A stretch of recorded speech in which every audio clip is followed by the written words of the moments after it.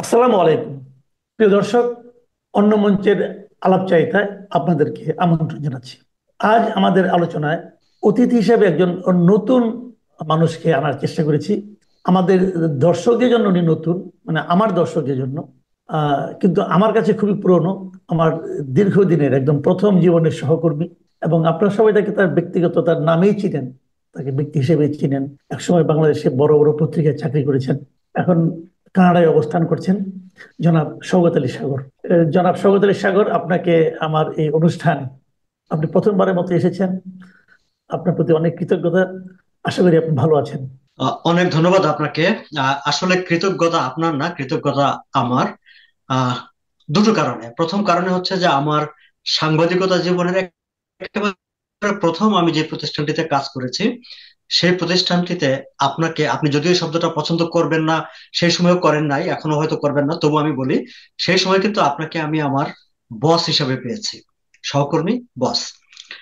আবার অনেকদিন পরে আপনার প্ল্যাটফর্মটা খুবই জনপ্রিয়। আমি আমার চারপাশে, আমি কানাডাতে থাকি, কানাডার চারপাশে দেশে বিদেশে বিভিন্ন জায়গায় নানা প্রসঙ্গে, বাংলাদেশ প্রসঙ্গ, রাজনৈতিক প্রসঙ্গ আসলেই আপনার এই প্ল্যাটফর্মের কথা আসে, আপনার কথা আসে।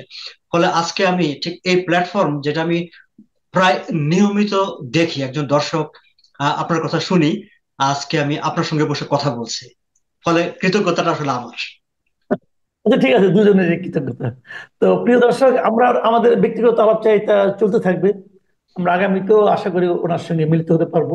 আমরা বিভিন্ন সময় বিভিন্ন প্রসঙ্গে হয়তো স্মৃতিচারণা করব, এবং আমার ধারণা সেগুলো আপনারা এনজয় করবেন। আমি এবারে সরাসরি আমাদের দেশের প্রসঙ্গে আসি। যদিও আপনি অনেক দূরে থাকেন, সময়ের অনেক ব্যবধান, কিন্তু আমরা বিভিন্ন সময় দেখেছি এবং আমরা জানি যে দেশ নিয়ে আপনার চিন্তা ভাবনা খুবই পরিষ্কার, এবং আপনি সবসময় কানেক্টেড থাকেন, মেন্টালি তো থাকেনি বিভিন্ন বিষয়ে। অনেক সময় দেখেছি আমাদের দেশের কোনো সাংবাদিক রিয়েক্ট করার আগে আমি আপনার স্ট্যাটাস পেয়েছি বহুবার। তো সেই প্রত্যাশা থেকে আলোচনাটা শুরু করছি। আপনি দেশে থাকতে প্রথম আলোতে দীর্ঘদিন ইকোনমিক বিটটা আপনি দেখতেন, ওটার ইনচার্জ আপনি ছিলেন। কিন্তু অর্থনৈতিক দিকটা দিয়ে আপনাকে আমি প্রশ্নটা করতে যাচ্ছি।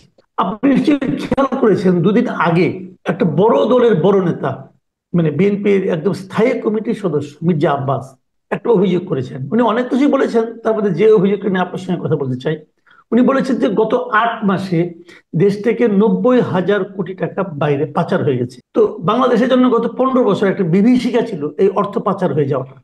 উনি 8 মাসের হিসাব দেওয়া মানে এই অন্তর্বর্তীকালীন সরকার থাকাকালীন। তো এই সরকারের সময় সবচেয়ে যেটা স্বস্তির জায়গাটা আমাদের কাছে ছিল, আমরা ভেবেছিলাম অন্য কিছু ক্ষেত্রে না হোক, অন্ততপক্ষে অর্থ পাচারটা বোধহয় এই সরকার থামাতে পেরেছে।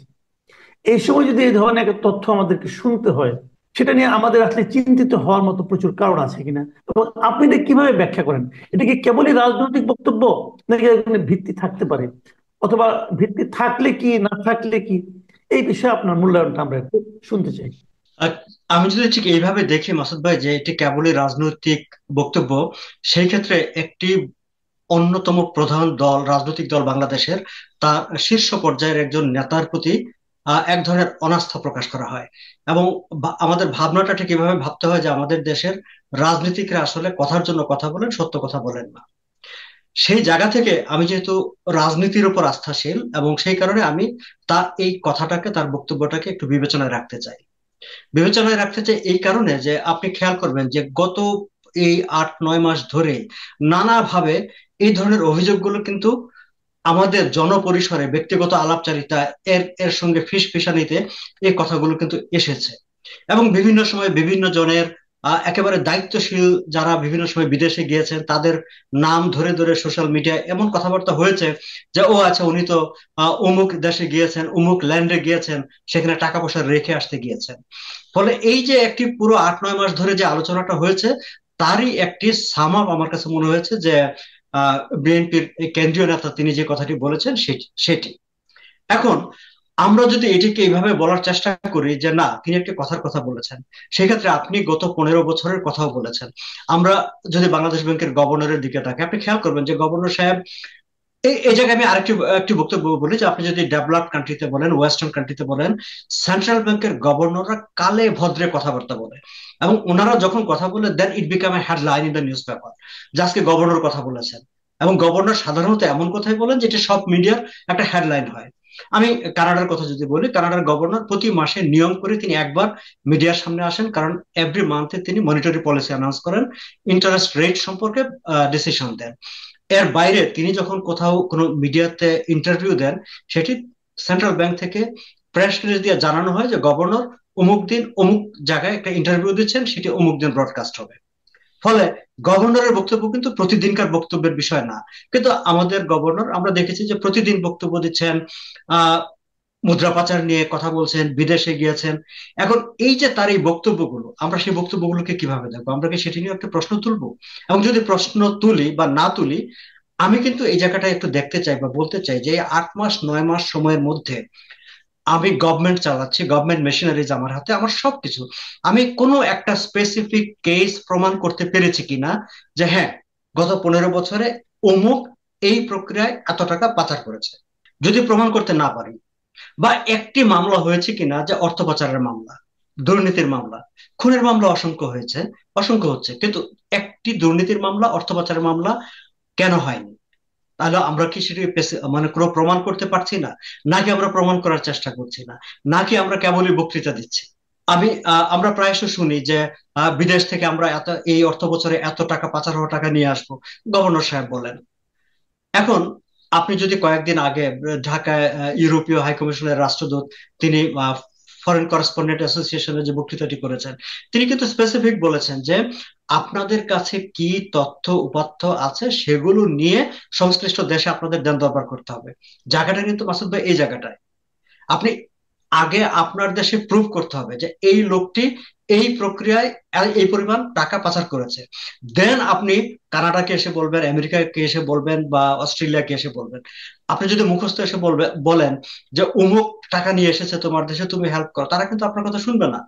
আবার মানে এইসব দেশের আপনি বলতে চাচ্ছেন যে আমাদের এই সমস্ত সংশ্লিষ্ট যে সমস্ত দায়িত্ববান ব্যক্তিরা আছেন, তাদের আচার আচরণও অনেকটা সেই বাগাড়ম্বরপূর্ণ রাজনৈতিক নেতৃবৃন্দের মতো, যে তারা কাগজে কলমে সুনির্দিষ্টভাবে কাজগুলো না করে মিডিয়ার সামনে বলে এক ধরনের জনপ্রিয়তার দিকে ঝুঁকতে চান। এটা কি? এক্স্যাক্টলি। আমি আমি যদি এই জায়গাটা আরো একটা স্পেসিফিক উদাহরণ আপনাকে দিই, একটা খুব বহুল আলোচিত একটা কথা যে একজন ব্যক্তি টিউশন ফি বাবদ 400 কোটি টাকা বিদেশে পাঠিয়েছে, হুম। যেটি স্বয়ং প্রধান উপদেষ্টা জাতির উদ্দেশ্যে দেওয়া ভাষণেও তিনি উল্লেখ করেছেন। এবং তিনি কিন্তু আরো একটি শব্দ যোগ করেছেন সেখানে, ব্যাংকিং চ্যানেলে এই টাকাটি পাঠানো হয়েছে। যদি ব্যাংকিং চ্যানেলে পাঠানো হয় তাহলে আপনার কাছে ডকুমেন্ট আছে, কোন ব্যাংকের মাধ্যমে পাঠিয়েছে, কে পাঠিয়েছে, কোন দেশে পাঠিয়েছে, কোন ইউনিভার্সিটিতে পাঠিয়েছে। আবার ইউনিভার্সিটির টিউশন ফি কিন্তু এইখানে ব্যাংকিং চ্যানেলে আসে, অন্যভাবে আসে না। আচ্ছা। তাহলে আপনার হাতে কিন্তু তথ্য প্রমাণ আছে। এখন আপনি জাতির উদ্দেশ্যে দেওয়া ভাষণে যখন এই অভিযোগটি করেন, পৃথিবীর কোথাও, এমনকি আপনি যদি অক্সফোর্ডেও পড়েন, সেখানেও 400 কোটি টাকা বাংলাদেশি টাকায় কোনো টিউশন ফি হয় না। তাহলে যদি এই টাকাটা টিউশন ফি হিসেবে গিয়ে থাকে এবং ব্যাংকিং চ্যানেলে গিয়ে থাকে, তাহলে তো আপনার কাছে তথ্য প্রমাণ আছে। এবং তথ্য প্রমাণ থাকলে আপনি ওই ব্যক্তিটির বিরুদ্ধে কোনো ব্যবস্থা নিয়েছেন কিনা, তার বিরুদ্ধে অর্থ পাচারের মামলা হয়েছে কিনা, তার বিরুদ্ধে দুর্নীতির মামলা হয়েছে কিনা। না হয়ে থাকলে কেন হয়নি, এই প্রশ্নটি কিন্তু আমরা করতে পারি। এবং হয়তো এই জায়গাটাই কিন্তু হয়তো হয়েছে, পাবলিক হয়নি। আমরা ঠিক একই সময় যদি আরেকটি আলোচনা আনি যে জাতীয় রাজস্ব বোর্ডের চেয়ারম্যান বলেছিলেন যে আমার কানাডার এক আওয়ামী লীগ নেতা, তিনি 660 কোটি টাকার মতো বা সামথিং লাইক দ্যাট, তিনি বিদেশ থেকে দেশে পাঠিয়েছেন রেমিটেন্স হিসাবে। এবং হুম। তারপর দিন তিনি যখন প্রতিবাদ করলেন, আমি দেখলাম যে প্রায় সব কটি পত্রিকা বিশাল করে, সাধারণত প্রতিবাদ ছোট করে ছাপা হয়, কিন্তু তিনি যে বক্তব্য দিলেন, মানে নিউজ যত বড় ঠিক তত বড় তার বক্তব্য ছাপা হয়েছে প্রায় সবকটি পত্রিকায়। তো ফলে দেখেন, আপনি প্রথম রেভিনিউ বোর্ডের চেয়ারম্যান কথাটা বললেন, তার একদিন দুদিনের মধ্যে পত্রিকায় বিস্তারিত নিউজ চলে আসলো যে কে এই টাকাটি পাঠিয়েছে। এবং তিনি যখন বক্তব্য দিলেন, তারপরে সেটি কিন্তু থেমে গেল। তার মানে হচ্ছে যে পত্রিকাগুলো মেনে নিয়েছে যে রেভিনিউ বোর্ডের চেয়ারম্যান যে কথাটি বলেছিলেন সেটি আসলে ঠিক না, ওই লোকের কথাটাই ঠিক। কিন্তু এই জায়গাটাও কিন্তু সেটি হতে পারতো, যখন আহ, প্রধান উপদেষ্টা বললেন যে 400 কোটি টাকা একজন টিউশন ফি পাঠিয়েছে, পত্রিকায় সেটিকে নিয়ে নিউজ হতে পারতো যে কোন লোকটি সেটি, বা গভর্নমেন্ট সেটি ব্যবস্থা করে নিতে পারতো। আমরা কিন্তু সেটি কোথাও আমরা দেখিনি। এবং দেখিনি বলে কিন্তু আমাদের মনে সংশয় জাগে যে তাহলে কি এগুলো সবই বক্তৃতা, সবই বাগাড়ম্বর? কিন্তু তাহলে বাগাড়ম্বর ধরা যাক, আপনি যেটা বললেন রেভিনিউ বোর্ডের চেয়ারম্যান, উনি তো একজন টেকনিক্যাল লোক। উনি তো আর মানে এ লেভেলের লোক না। তো উনি যখন বলেন এবং সেটা যদি পরবর্তী সময়ে উনি যদি এটাকে ডিফেন্ড করতে না পারেন, তাহলে তো এক ধরনের বোঝা যায় যে এদের মধ্যে তথ্য ভিত্তিক কথা বলার চেয়ে রাজনৈতিক মাঠ গরম করার কথা বলার প্রতি আগ্রহ বেশি। এবং আমার কাছে তাই মনে হয়েছে।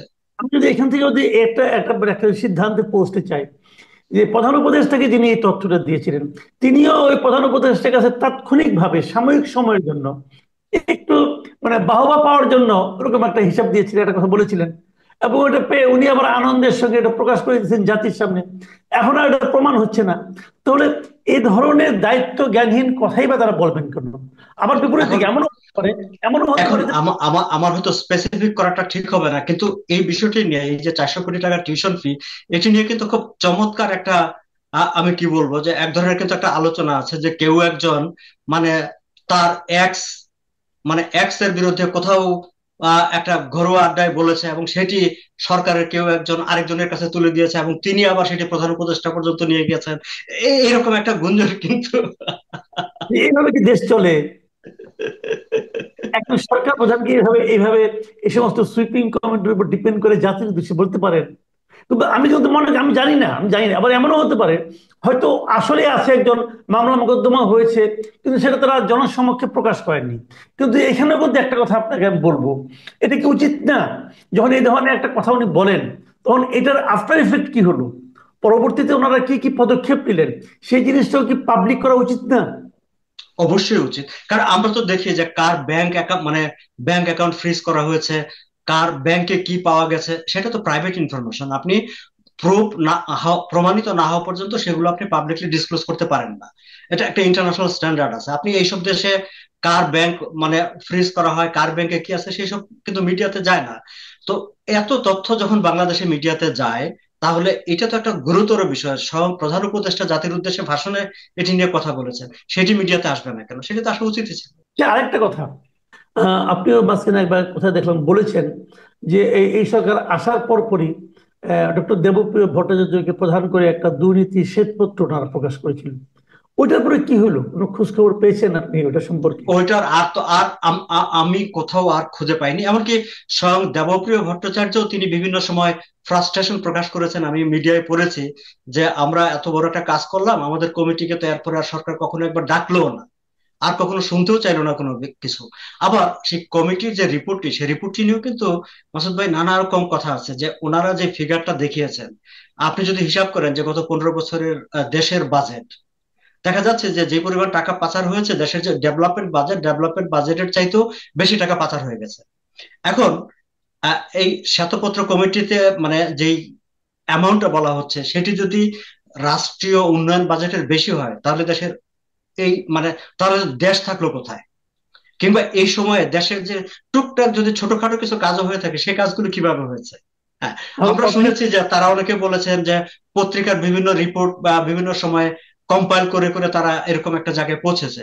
কিন্তু গভর্নমেন্ট, আমার মনে হয় যে এই বিষয়টিকে পরবর্তীতে আর এটিকে পার্সিউ করে নাই, তাদেরকেও ডাকে নাই, বা গভর্নমেন্ট বক্তৃতা করার জন্য একটা নাম্বার পেয়েছে, সেই নাম্বারটা ধরে বক্তৃতা করেছেন। যেমন আমাদের চিফ অ্যাডভাইজার বিভিন্ন ইন্টারন্যাশনাল ফোরামে গিয়ে তিনি বাংলাদেশের অর্থনীতি সম্পর্কে যে একেবারে শেষ হয়ে গেছে এমন কথাবার্তা বলেছেন সবসময়। সেখানে তিনি দেবপ্রিয় ভট্টাচার্য সেই কমিটির যে রিপোর্টটা, সেই রিপোর্টের যে ফিগার, সেই ফিগারটা নিয়ে তিনি কথাবার্তা বলেছেন।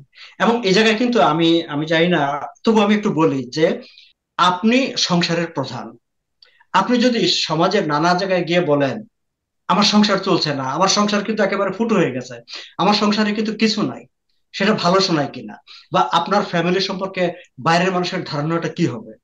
ঠিক একই অবস্থায় চিফ অ্যাডভাইজার যখন ইন্টারন্যাশনাল ফোরামে গিয়ে বলে যে আমার দেশের এতদিন তোমরা ইকোনমির যেসব ডাটা পেয়েছো, সেই সব ডাটা একেবারে ফলস, তখন যেই লোকটা বাইরে বসে চিন্তা করবে যে আমি বাংলাদেশে ব্যবসা করতে যাব, ইনভেস্টমেন্ট করতে যাব, সেই লোকটা কি ভাববে? ও, তাহলে বাংলাদেশ সবকিছু ফলসের উপর, কারণ ওই দেশের সরকার প্রধান বলতেছে এই কথাটা।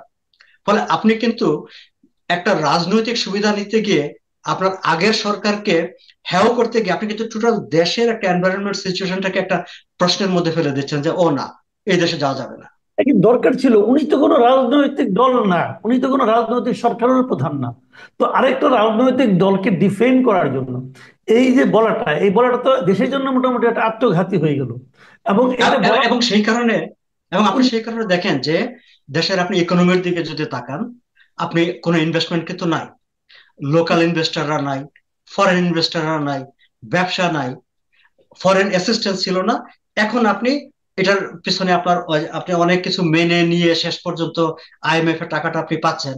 এবং আপনি দেখেন যে আমরা টুকটাক যেসব খবর পত্রিকায় আসে, আপনি যদি একটু গভর্নমেন্টের ভিতরের দিকে তাকান, গভর্নমেন্ট কিন্তু নানা সংস্থার কাছে টাকা পাওয়ার জন্য, মানে লোন করার জন্য কিন্তু মরিয়া হয়ে উঠেছে।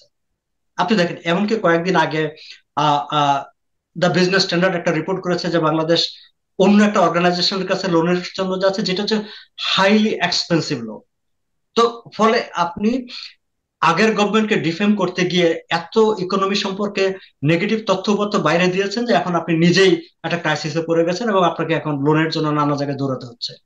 তাহলে তো এটা তো আলটিমেটলি তো সরকারের, মানে সে তো, আমরা তো দেখেন একটা জিনিস কি, আমরা যারা সাধারণ মানুষ আমরা তো অত বুঝি না, কিন্তু আমরা কিন্তু ভেবেছিলাম যে ডক্টর ইউনূসের সঙ্গে ইন্টারন্যাশনাল কমিউনিটির এত ভালো সম্পর্ক, বিভিন্ন, আমরা বোধহয় উনি আসার পরে বিদেশি ডলারে বোধহয় দেশটা 6 লাখ হয়ে যাবে, এরকম একটা ধারণা কিন্তু অনেক সময় ছিল। কিন্তু তার কিন্তু আমরা কিছুই পেলাম না। তার মানে কি, ডক্টর ইউনূসের সঙ্গে সেই সম্পর্কগুলো তো আর মিথ্যা না, বাট সেই সম্পর্ক দিয়ে হাই হেলো হয়, একসঙ্গে বসে কফি পান হয়, কিন্তু টাকাটা আসে না। এটাই কি প্রমাণিত না, হলো? না, কারণ আপনি যে ব্যবসা করবে সে কিন্তু তার ব্যবসার একটা রিটার্ন দেখবে, সে কিন্তু তার যে টাকাটা সে ইনভেস্ট করবে তার সিকিউরিটিটা দেখবে। রাইট। এবং সিকিউরিটির ক্ষেত্রে প্রথম তাদের যে দেখার বিষয় যে আপনার দেশের পরিবেশটা স্থিতিশীল কিনা, আপনার পলিটিক্যাল এনভায়রনমেন্টটা স্টেবল কিনা, আপনার ইকোনমিক সিচুয়েশনটা স্টেবল কিনা, আপনার law and order situation stable কিনা। এখন মাসুদ ভাই, আপনি বাংলাদেশে থাকেন, আপনি বলেন যে আমি যেই ইন্ডিকেটর গুলোর কথা বললাম কোনটা বাংলাদেশে স্টেবল আছে। তাহলে সেই জায়গাটায় আপনি যদি জানেন যে আমি আপনার কোনো টাকা ফেরত দিতে পারবো না, কিংবা আমি টাকাটা নিয়ে কাজে লাগাতে পারবো না, আমি নয় ছয় করে ফেলবো, আমি যদি আপনার কাছে লোনও চাই, আপনি কি আমাকে লোন দিবেন? আপনি কিন্তু দিবেন না, কারণ আপনার তো আমার উপর কনফিডেন্স নাই যে আমি টাকাটা কাজে লাগাবো, কাজে লাগিয়ে আপনাকে ফেরত দেবো। ফলে এই কনফিডেন্সটা যদি আমি তৈরি করতে না পারি, আমার বাংলাদেশের বর্তমান অবস্থাটা তো তাই হয়েছে। যার কারণে ডক্টর ইউনূস ইন্টারন্যাশনাল সেলিব্রিটি, আমি শব্দটা সবসময় বলি ওনাকে যে উনি হচ্ছেন ইন্টারন্যাশনাল সেলিব্রিটি। কিন্তু এই যে ইন্টারন্যাশনাল সেলিব্রিটি ইমেজ, সেটা দিয়ে কিন্তু ইনভেস্টমেন্ট আসে না, বিনিয়োগ আসে না, বৈদেশিক সহায়তা আসে না, কোনো কিছু আসলে আসে না। এবং আসে না যে, সেটি কিন্তু গত 9 মাসে প্রমাণিত হয়েছে। জি। এমনকি যে বন্যার সময় এনজিওরা একটা 400 কোটি না কত কোটি টাকার একটা বাজেটের কথা ঘোষণা দিয়েছিলেন, সেটাও কিন্তু আসে নাই, সেটাও কিন্তু আসে না, উনি এনজিওর লোক। জি। অনেক ধন্যবাদ, অনেক ধন্যবাদ জনাব শওকত আলী সাগর। আপনি অল্প সময়ে বড় আশা নিয়ে আপনার কাছে বসেছিলাম, আপনি তো ভয়ই দেখালেন। আমি জানি না আমাদের দর্শকরা এটা না, কি। আমি আমি ভয় ভয় দিয়ে শেষ করতে চাই না।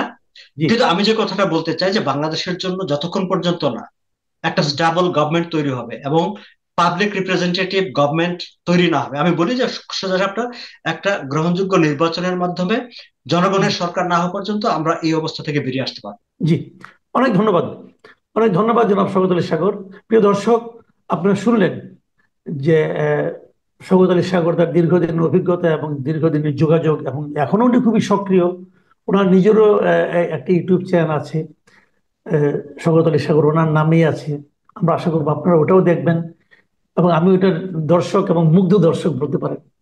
তো আপনারা দেখবেন, এবং ওনার এই যে চিন্তা, মানে আপনার উদ্বেগকারী যে সমস্ত মন্তব্য, আমরা হয়তো একটু বিচলিত হচ্ছি, কিন্তু বাস্তবতাকে তো আমরা অস্বীকার করতে পারবো না।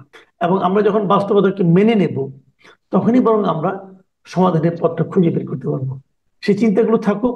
আগামীতে আবার ওনার সঙ্গে আমরা বসবো, সেই প্রত্যাশা রাখছি। আপনার সবাই ভালো থাকবেন। এখন এই পর্যন্তই। আল্লাহ হাফেজ।